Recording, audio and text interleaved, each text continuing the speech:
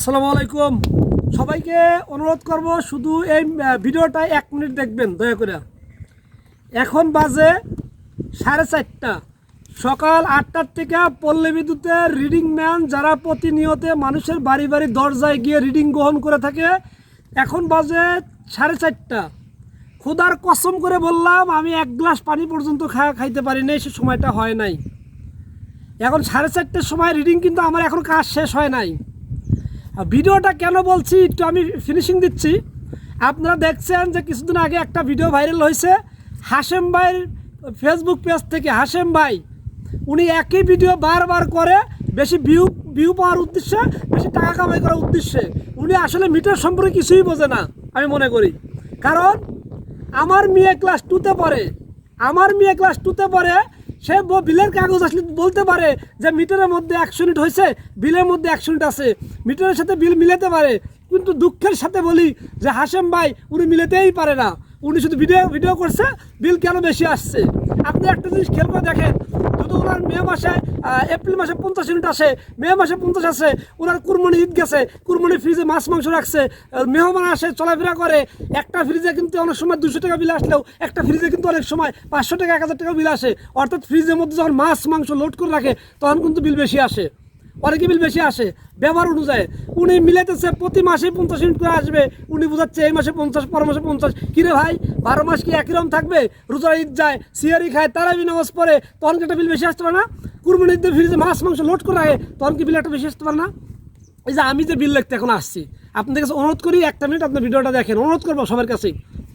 এই যে আমি যে রিডিং গ্রহণ করতে আইছি, এই ছেলের বাড়িতে রিডিং করতে আইছি, এই তোমার বাড়িতে আমরা বিল লিখতে আইছি।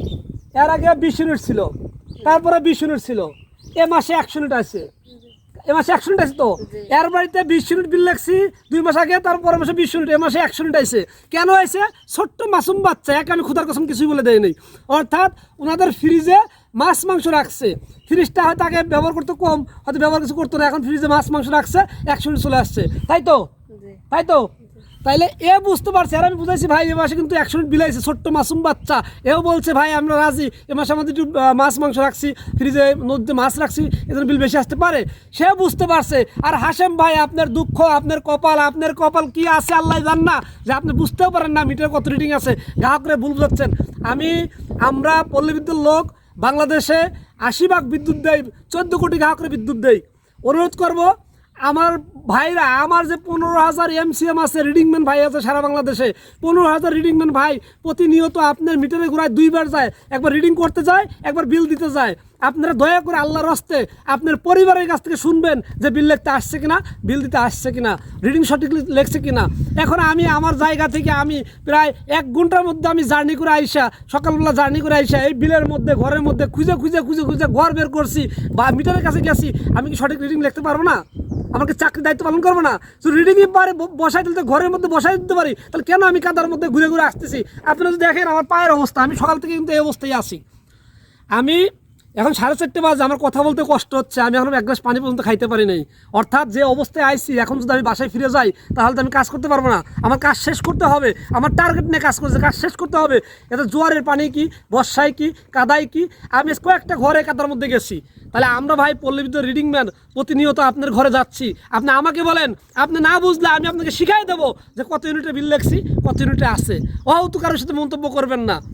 আমি ভিডিওটা সবাই শেয়ার করে দিবেন। যারা পল্লী বিদ্যুৎ গ্রাহক আছেন, 14 কোটি গ্রাহক, আল্লাহর রাস্তায় আমাদেরকে ভুল বুঝবেন না।